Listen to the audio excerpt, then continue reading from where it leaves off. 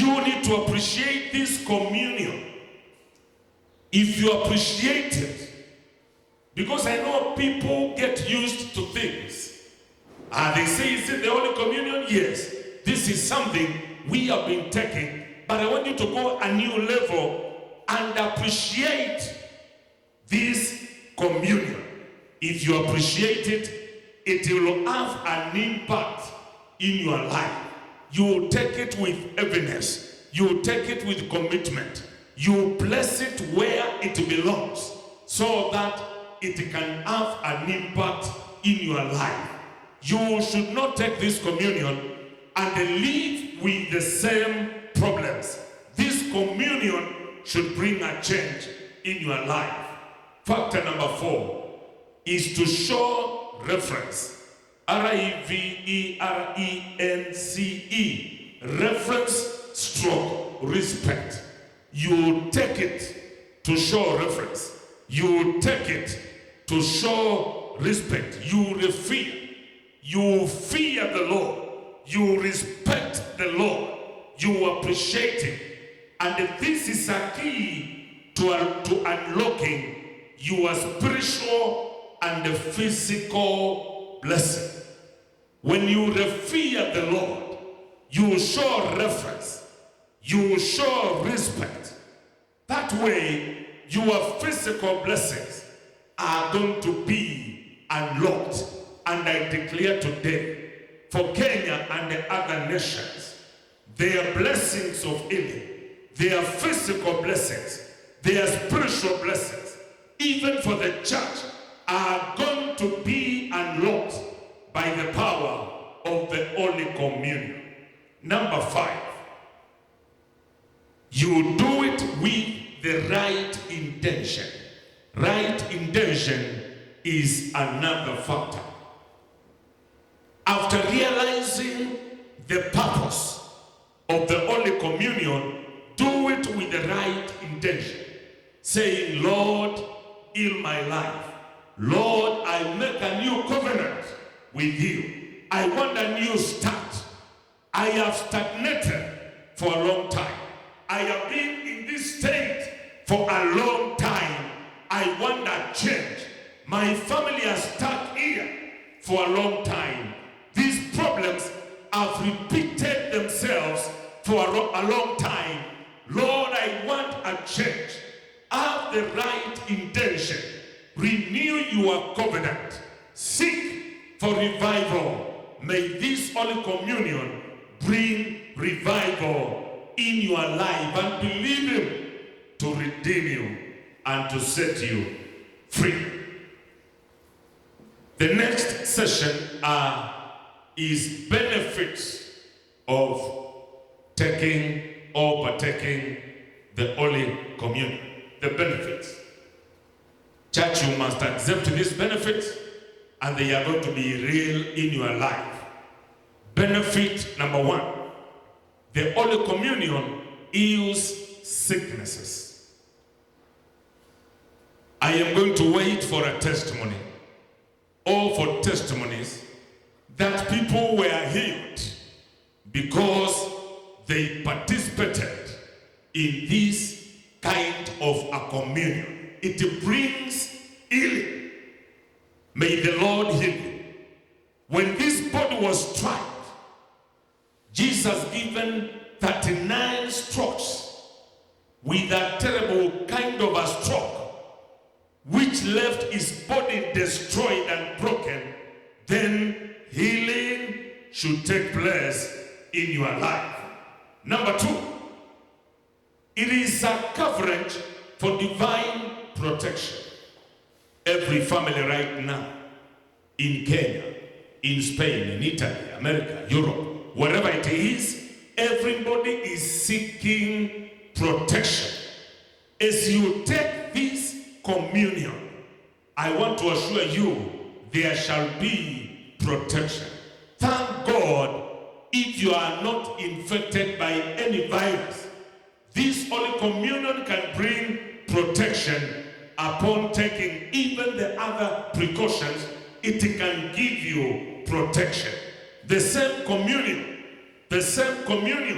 can protect you even when things are not working right. I declare protection upon your life in the name of Jesus. Number 3, it gives life. It brings life. John 6:53. The Holy Communion is a giver of life.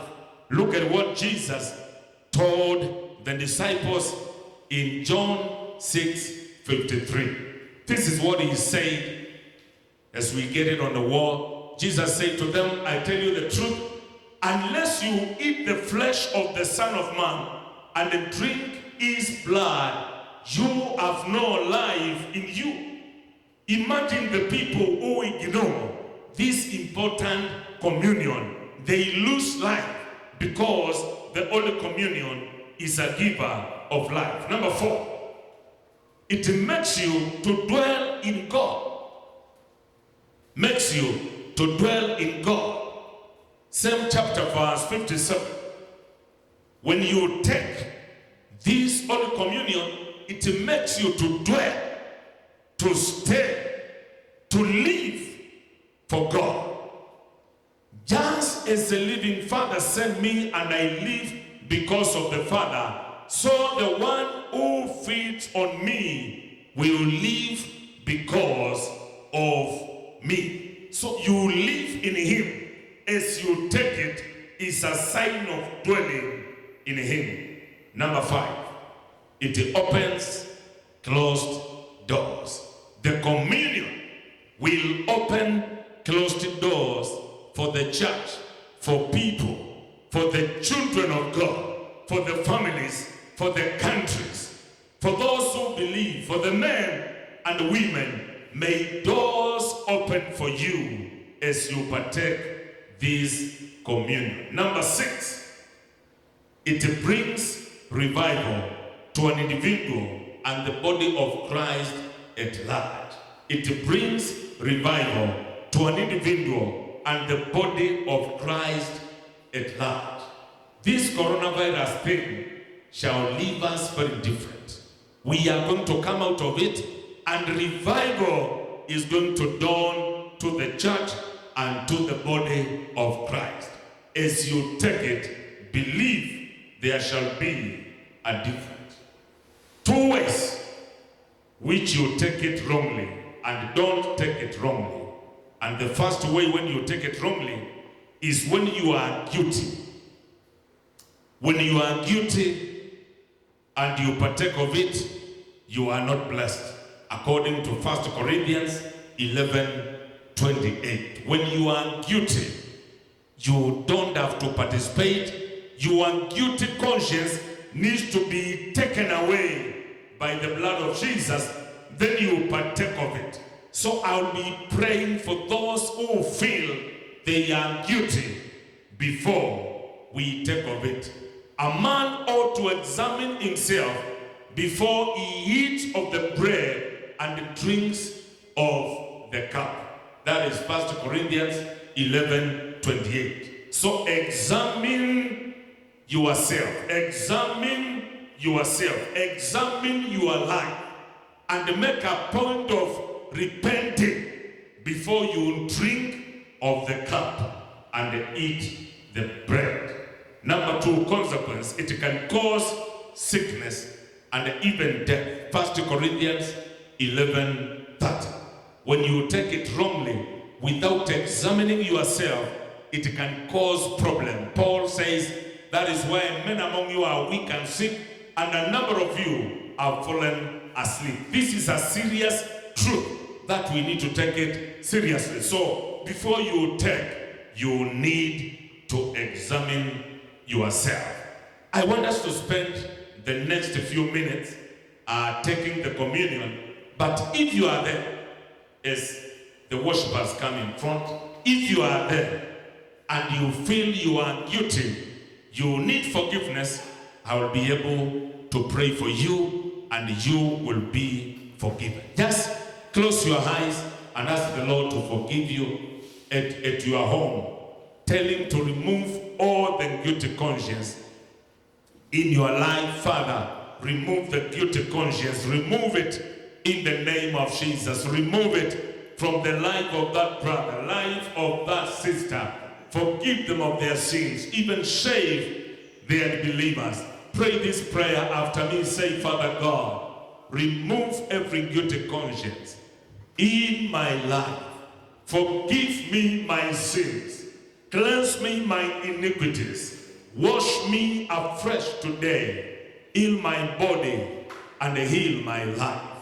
Father God, I thank you for everybody who prayed that prayer. They have repented of their guilty consciousness. They have repented of what they have gone through. Forgive them, cleanse them before they participate, before they partake this Holy Communion. As they prepare to partake, Lord, forgive them. I pray that this Holy Communion may have an impact in the lives of the children of God. May have an impact in the families. May have an impact in the nation of Kenya. May have an impact upon the sick. May doors open through this communion. May people be blessed through this communion. May stagnation move away through this communion. May the spirit of delay be in the